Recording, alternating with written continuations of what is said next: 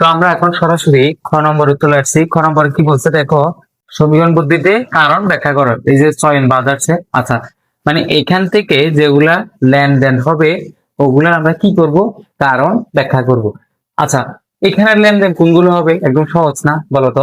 আমরা ক নম্বরে বাই করছি না, যেগুলা লেনদেন না এরকম ঘটনা। আমরা কতে কোনটা পাইছি, কোনগুলো পাইছি বলতো, যেগুলা লেনদেন না। এই যে 2 তারিখ পাইছি, এই বেতন ম্যানেজার নিয়োগ 2 তারিখ, আরেকটা হচ্ছে 12 তারিখ। 12 তারিখ, তার মানে আমার এই দুইটা আসবে না, এই দুইটা ছাড়া, এই দুইটা লেনদেন না, এই দুইটা ছাড়া আর বাকি চারটা কি লেনদেন। তার মানে বাকি চারটাকে আমরা কি করব, হিসাব সহ, মানে হিসাব সমীকরণের কারণ সহ ব্যাখ্যা করব। আচ্ছা, তাহলে এটা আর এটা যদি বাদ দিই, এটা আমরা কতে বাদ দিয়ে পাইছি ওগুলা বাদ, বাকি চারটাতে কি আছে দেখো। জানুয়ারি আগে কি বলতে, ব্যবসায় মূলধন আনয়ন 75,000 টাকা, এটা লেনদেন। আর আগে বলছি, তাহলে আমরা এখানে তারিখ লিখে দিব জানুয়ারি 1। এরপর হচ্ছে লেনদেন কিনা, আমরা এখানে লিখবো লেনদেন। গড়টা হবে এইভাবে, গড়টা আমি আগে থেকে করে রাখছি। এরপর বলছে কি কারণ সহ ব্যাখ্যা। কারণ সহ ব্যাখ্যা যেহেতু বলছে, তাহলে আমরা গাইডের নিয়ম অবলম্বন করব না, আমরা আমাদের নিয়মে সহজ করে এখানে লিখি। আমরা লিখবো এখানে সব সময় এইভাবে লিখবা, এখানে সমান এল যোগ ও ই, ও ই হিসাব সমীকরণে, হিসাব সমীকরণে এভাবে লিখবা। গাইডের নিয়মে লেখার প্রয়োজন নেই, এভাবে সহজ। হিসাব সমীকরণে এর সমান এল যোগ ও ই হিসাব সমীকরণে। আচ্ছা, হিসাব সমীকরণের পর এবার আসবে মূল বিষয়। কি বিষয়? ব্যবসায়ে মূলধন আনয়ন 75,000 টাকা। মূলধন জানা নেই। আচ্ছা বলতো, মূলধনটা কে আনে, মানে মূলধনটা কে দেয়? মূলধনটা অবশ্যই মালিক দিবে, মালিক আনবে। তার মানে মালিকের সত্ত্ব, আর মালিকানা সত্ত্বকে আমরা ও ই বা ইও বলে, কেমন? আর এল হচ্ছে দায়, এ হচ্ছে অ্যাসেট মানে সম্পদ। আচ্ছা, যেহেতু আমাকে বলছে মূলধন আনয়ন করছে, আচ্ছা একটা ব্যবসা প্রতিষ্ঠানের মূলধন কি বাকিতে আনে নাকি নগদ আনে বলতো? মানে এইভাবে আমি দিলাম বাকিতে, ব্যবসা শুরু করো, এরকম হবে? হবে না। তার মানে বুঝাচ্ছে কি আমাকে নগদে টাকা দিতে হবে। আচ্ছা, যেহেতু ব্যবসায় মূলধন আনছে, তাহলে আমার মূলধন এটা মালিকানা সত্ত্ব, এবং মূলধনটা যেহেতু নগদ টাকায় আনছে, কি টাকায়? নগদ টাকায়, তাহলে আমরা এখানে লিখবো নগদান, নগদান। তারপর এটা ব্রেকেট দিয়ে এ বৃদ্ধি, একই বৃদ্ধি, বা অথবা নগদান বৃদ্ধি লিখলেও হবে। অর্থাৎ তুমি সম্পদ অ্যাসেটস, নগদান এটাও সম্পদ, তুমি চাইলে নগদান এটা মুছে দিই, এ বৃদ্ধি এটাও দিতে পারো, এ বৃদ্ধি, এবং ওই ও ই বৃদ্ধি, এবং ও ই মানে মালিকানা সত্ত্ব বৃদ্ধি, এবং মালিকানা সত্ত্ব কি বৃদ্ধি। আমি বুঝাচ্ছি আবার, এ বৃদ্ধি, এ মানে কি সম্পদ, কি সম্পদ বাড়ছে? নগদান। তো এটা দেখতে একটু সুবিধা না, যে নগদান সম্পদ বাড়ছে আমার, তাহলে একটু বুঝতে সুবিধা। নগদান এ বৃদ্ধি শেষ, এবং কি বৃদ্ধি? ও ই, ও ই মানে কি মূলধন, যেহেতু ব্যবসা মূলধন আনছে, তাহলে মূলধন। এরপর ও ই বৃদ্ধি, ও ই বৃদ্ধি শেষ। এভাবে লিখতে একটু সুবিধা, সুন্দর দেখায় এটা আর কি। অর্থাৎ ব্যবসা মূলধন, মূল্যটা তো আনছে, এটা নগদ আনছে না, তার মানে আমার নগদ সম্পদ মানে নগদান এ বৃদ্ধি, নগদানকে মানে সম্পদকে এ দ্বারা প্রকাশ করে। এবং এই টাকাটা কে দিচ্ছে? মালিক দিচ্ছে, তার মানে মালিকানা সত্ত্ব বা মূলধন ও ই বৃদ্ধি। তাহলে আমার 1 তারিখের কাজ শেষ। 1 তারিখ কি শেষ? কাজ এইভাবে টেনে দিবা শেষ। এরপর আমার কয় তারিখ আছে? 7 তারিখ। এখানে আমরা দিব 7 তারিখ। কি দিব? ধারে পণ্য বিক্রয়। ধারে পণ্য বিক্রয় করলে কি তোমাকে বুঝতে হবে, ধারে পণ্য বিক্রয় করলে দেনাদার, আর ধারে পণ্য ক্রয় করলে পাওনাদার। তুমি যদি বিক্রি করো ধারে, মনে করো আমার কাছে তুমি ধারে পণ্য বিক্রি করলা, এটা বিক্রি করো, আমরা বিক্রি করলাম, তো তুমি আমার থেকে এটা টাকা পাবা না, তার মানে এটা দেনাদার। আর যদি আমি তোমার কাছে বিক্রি করি, তাহলে পাওনাদার। মানে তুমি ক্রয় করলে পাওনাদার, তুমি বিক্রি করলে দেনাদার। তাহলে এখানে 7 তারিখ ধারে পণ্য বিক্রি, বিক্রি মানে তুমি বিক্রি করছো, লেনদেন। যেহেতু এটা লেনদেন কিনা, লেনদেন। তারপর ওই আগে যেটা বলছি ওইটা এইভাবে লিখে দিব এখানে, এক সমান এক যোগ ওই হিসাব সমীকরণ এই পর্যন্ত সব সময় ঠিক থাকবে। তাহলে আমরা লিখে ফেলি এখানে এ ইকুয়াল এল যোগ ও ই হিসাব সমীকরণে, এগুলো সব ঠিক থাকবে। আসলে আমার কোড স্বল্পতা তো, বুঝছো, এই কারণে আমি লিখতে অনেক কষ্ট হচ্ছে, জানা লেখা একটু বুঝতে অসুবিধা হতে পারে, কষ্ট বুঝে নিও। তো আমি বলি এখানে সমান এল যোগ ও ই হিসাব সমীকরণে, মানে এটা সবসময় কি থাকবে? একই থাকবে। এবার দেখো হিসাব সমীকরণে কি হয়েছে। হিসাব সমীকরণ যেহেতু ধারে পণ্য বিক্রি হয়, তাহলে দেনাদার, তাহলে দেনাদার এটা কি বলতো? দেনাদার এটা সম্পদ। ধারে পণ্য বিক্রি হলে দেনাদার, তাহলে দেনাদার এটা কি? আমরা জানি দেনাদার এটা সম্পদ। আর সম্পদকে এ দ্বারা প্রকাশ করে, তাহলে দানাদার এ বৃদ্ধি, কি বৃদ্ধি? এ। আচ্ছা, একটা পাইছি। এবার একটা জিনিস মাথায় রাখবা, ব্যবসা প্রতিষ্ঠানে সম্পদ বৃদ্ধি পেলে এই সম্পদটা কার হয়? মালিকের। এবং মালিকের সম্পদ বৃদ্ধি পায়, এবং সম্পদ কমে গেলে এই সম্পদটা কার কমে? মালিকের কমে যায়।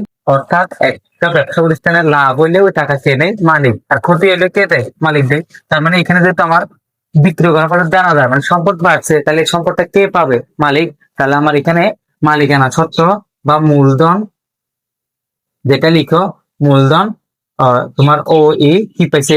বৃদ্ধি পাইছে। অর্থাৎ যদি নগদ সম্পদ বাড়ে তাহলে মালিকানা সত্ত্ব বাড়বে, নগদ সম্পদ কমলে মালিকানা সত্ত্ব কমবে। তবে সব সময় না, মাঝে মধ্যে এটা ভিন্ন রকম হয়। আপাতত এটা দেখো, তাহলে আশা করি বুঝতে পারছো। আচ্ছা, এখন আমার তো এখানে জায়গা নাই, কারণ আমি মুছে দিচ্ছি। এই দুইটা পর্যন্ত থাক, মানে এই দুইটা 7 তারিখ, এরপর আমরা বাকি তারিখগুলো করবো। তোমরা নিচে নিচে করবা, এইভাবে করবা না। আমার এখানে জায়গা নাই, এই কারণে আমি মুছে ঘরটা রেখে আর গুলো মুছে দিচ্ছি। আচ্ছা, 10 তারিখ কি বলছে দেখো, আমরা আগে তারিখটা লিখে ফেলি। জানুয়ারি, জানুয়ারি কত? 10। আর এখানে কি লেনদেন কিনা আমরা লিখে দিবি, এটা লেনদেন, যেটা লেনদেন।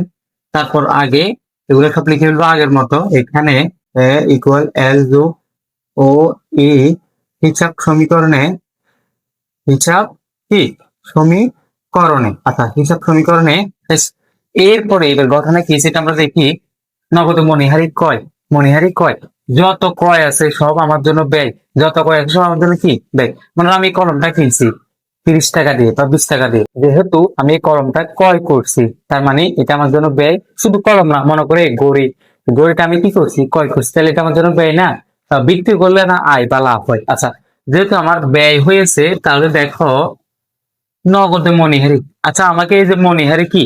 মণিহারি তো জানো, এই কাগজ, খাতা, কলম, পেন্সিল, এগুলাকে মণিহারি বলে। আচ্ছা, এই যে মণিহারি ক্রয় করছি, বাকি নাকি নগদে, এই যে বলে দিচ্ছে নগদে।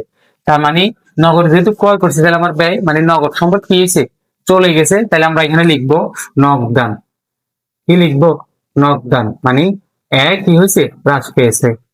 আচ্ছা, আমার এই যে নগদ সম্পদ হ্রাস পেয়েছে, তাহলে এই নগদ টাকা যে হ্রাস পাইছে, কমে গেছে, এই টাকাটা কে দিছে বলতো?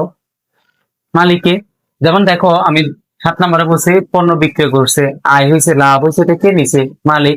তো লাভ যদি মালিক নেয়, ক্ষতি হলে বা ব্যয় হলে এটা কে দিবে? মালিক দিবে, স্বাভাবিক সিম্পল বিষয়। তাহলে যেহেতু নগদান মানে নগদ সম্পদ চলে গেছে, এই টাকাটা কে দিচ্ছে? মালিক। তো মালিক যেহেতু নগদে টাকা দিচ্ছে, তাহলে মালিকের সম্পদ বাড়তেছে নাকি কমতেছে বলতো? যেহেতু নগদ টাকা দিয়ে দিচ্ছে, ব্যয় হচ্ছে, তাহলে অবশ্যই কমে যাচ্ছে। তাহলে আমরা এখানে লিখবো মূলধন অথবা মালিকানা সত্ত্ব আর কি, মূলধন ও কি হ্রাস পেয়েছে। তাহলে আমাদের 10 তারিখের কি কাজ শেষ। এরপর জানুয়ারি 20 তারিখ আছে, আমরা তারিখটা দিয়ে দিই। এরপর লেনদেন কিনা আমরা লেনদেন লিখি, এবং এরপর এখানে এখানে এ ইকুয়াল এল যোগ ও ই, হিসাব সমীকরণে এগুলো লিখে ফেলি প্রতিবারের মতো। হিসাব সমীকরণে এরপরে এবার দেখো এখানে কি হয়েছে ঘটনা। 20 তারিখে সুমন ট্রেডার্সের নিকট হতে 30,000 টাকা পাওয়া গেল। কি গেল? দেখো, পাওয়া পাওয়া পাওয়া গেছে। তার মানে যেহেতু তুমি সুমন থেকে 30,000 টাকা পাইছো, তার মানে নিশ্চয় তুমি সুমনকে ধার দিয়েছিলে, অথবা সুমনের কাছে কোনো কিছু বিক্রি করছিলে বাকিতে, এই কারণে তোমাকে কি করছে? টাকা দিয়েছে। নাহলে কি তোমাকে শুধু শুধু টাকা দিবে? এরকম পাগল কি আছে যে মনে হয় তুমি টাকা পাবে না, তোমাকে আশি ধরেন বা 30,000 টাকা রাখেন, এভাবে কি কেউ দিবে? কখনো দিবে না। সুমন ট্রেডার্স এর নিকট হতে 30,000 টাকা কি হয়েছে? পাওয়া গেছে। 30,000 টাকা পাইছো, নিশ্চয় ওর কাছে কোনো কিছু বিক্রি করছো। এই যে দেখো, ধারে পণ্য বিক্রয়, এখানে কোনো নাম বল নাই, বলছে বলে নাই। ধারে পণ্য বিক্রি করছো কত টাকা? 50,000 টাকা। এই যে সুমন ট্রেডার্স এর নিকট 30,000 টাকা পাইছো, তার মানে এই সুমনটা হচ্ছে কোনটা? এই 7 তারিখ তুমি যেটা বিক্রি করছো বাকিতে ধারে, এটা হচ্ছে মূলত সুমনের কাছে বিক্রি করছো। তো সুমনের কাছে জানুয়ারি 7 তারিখ বিক্রি করছো 50,000 টাকার পণ্য, কিন্তু জানুয়ারি 20 তারিখে সুমন আসি তোমাকে কি দিছে? 30,000 টাকা দিচ্ছে। কত টাকা? 30,000। তাহলে আরো কত পাবা? 20,000 টাকা। কত? 20,000। 30,000 দিচ্ছে, আর 20,000 টাকা পাবা। তাহলে আমরা এখানে টাকাটা যে দিছে আমাদেরকে নগদে দিচ্ছে নাকি পাঠিয়ে দিচ্ছে? অবশ্যই নগদে দিচ্ছে। তাহলে আমার নগদ সম্পত্তি বৃদ্ধি পাবে। তাহলে আমরা এখানে লিখবো, যেহেতু আমরা টাকা পাইছি, টাকা পাইছি, তাহলে আমরা এখানে লিখবো নগদান। মানে নগদে যেহেতু দিছে, তাহলে নগদান কি পাবে? বৃদ্ধি পাবে। এখন তুমি বলতে পারো ভাইয়া যেহেতু এখানে নকদান মানে সম্পদ বৃদ্ধি পাইছে তাহলে আমার মালিকানা সত্ত্ব বৃদ্ধি পাবে, এটা তো কনফার্ম। একটু আগে বলছিলাম আমি, সম্পদ বৃদ্ধি পাইলে মালিকানা সত্ত্ব বৃদ্ধি পাবে, মালিকানা সত্ত্ব কমে গেলে সম্পদ কমে যাবে। কিন্তু আমি কি বলছি, এটা সব সময় না। তুমি দেখো 7 তারিখ আর 10 তারিখ এগুলা, 10 তারিখ মালিকের সম্পদ কমছে এবং নগদ সম্পদ কমছে, 7 তারিখ নগদ সম্পদ বাড়ছে মালিকের সম্পদ বাড়ছে। কিন্তু এখানে নগদ সম্পদ বাড়ছে, তার মানে এই না যে এখানে মালিকানা সত্ত্ব কি হবে, বাড়বে। কারণ এখানে দেখো, এই যে সুমন সুমন বিক্রি করছি, বিক্রি করার ফলে আমার কি হচ্ছে, দেনাদার। দেনাদার এটা কি, এটাও সম্পদ। তার মানে আমি দেনাদার থেকে 50,000 টাকা পাবো সুমন থেকে। সুমন দেনাদার আমাকে 30,000 টাকা দিয়ে দিচ্ছে। আমার দেনাদার কমছে নাকি বাড়ছে বলো তো?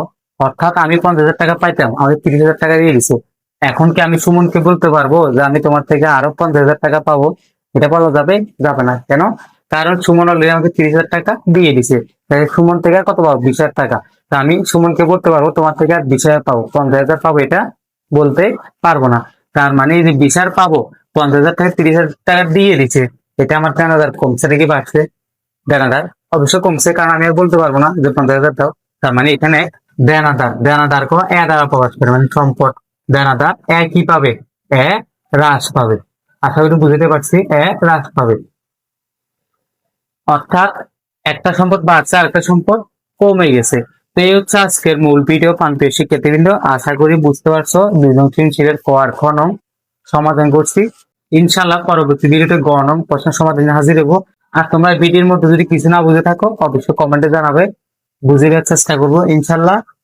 আর ভিডিওটা যদি ভালো লেগে থাকে তাহলে বন্ধু বা বান্ধবীদের মাঝে শেয়ার করে সবাইকে জানিয়ে দাও, যাতে সবাই দেখে তোমার মতো উপকৃত হয়। এবং ফেসবুক পেজ থেকে দেখে থাকলে অবশ্যই অবশ্যই ফলো করবা, ইউটিউব থেকে দেখে থাকলে অবশ্যই অবশ্যই সাবস্ক্রাইব করতে কিন্তু ভুলবা না। তো সবাই ভালো থাকো, সুস্থ থাকো, আল্লাহ হাফেজ। দেখা হচ্ছে পরবর্তী কোনো ভিডিওতে। আসসালামু আলাইকুম ওয়া রাহমাতুল্লাহি ওয়া বারাকাতুহু।